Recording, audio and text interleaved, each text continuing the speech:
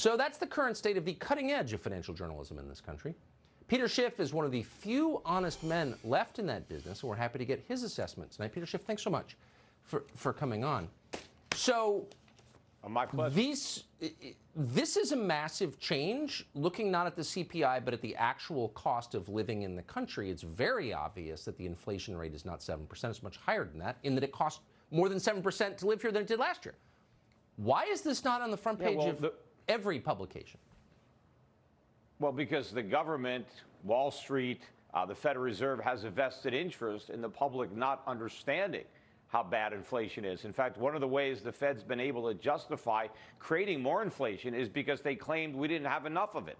But the only reason we didn't have enough of it is because they were relying on their own highly rigged CPI. You know, the CPI wasn't always this dishonest. When they compare our inflation rates to the inflation of the 1970s, we're not using the same CPI that we used then. The annualized rate of inflation so far, according to the CPI for 2021, is 7.3%. If you annualize the first 11 months, that's the worst rate since 1982. But if we were using the same CPI as we used in 1982, the rate would be closer to 15%, which means it's the worst year in inflation in U.S. history, because the highest one year was 1980 when it was 13.5%, and this year it's more than that. So I guess I don't understand why no one's being punished for this crime. I see people destroyed, literally destroyed, for voting for the wrong person or hitting on the wrong person at a party or supporting their brother over text messages or whatever. The people who destroyed the U.S. dollar seem to be getting away with it. How is that?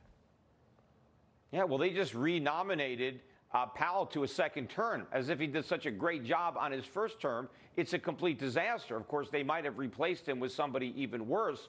But this is the only way the government can finance all the spending. You have the Democrats now promising all sorts of stuff for nothing. We're going to get free preschool. Everyone's going to get paid family and medical leave, and no one's going to have to pay for it. Nobody's taxes are going up. We're paying for it through inflation, because the money to pay for all this government is being printed into existence, and then it's spent into circulation. And as it's spent into circulation, it's driving up prices. And when Jim Cramer was talking about all the money we're spending, yeah, the problem is we're not earning it, we're printing it, and then prices are going up. Our productivity is collapsing. We just got the worst productivity numbers in 62 years in this country. Our trade deficits are exploding. The economy is imploding. It is a mess. We just can't see it because we're blinded by all the inflation.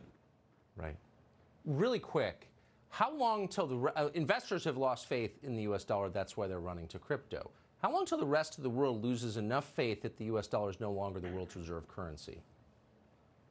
Well, people still have confidence in the dollar and the Federal Reserve. I don't know why they've gotten so many things wrong. You know, I think the people that are running to crypto are unfortunately running in the wrong direction. They're probably jumping from the frying pan into the fire. But eventually, the world is going to leave the U.S. dollar. The dollar is going to collapse. Money is going to flow into other currencies. It's going to flow into real money, gold and silver. It's going to go into real assets, stocks, real estate, mostly outside the United States, because we're going to be the epicenter of a coming currency crisis and sovereign debt crisis that's going to make the financial crisis of 2008 look like a Sunday school picnic.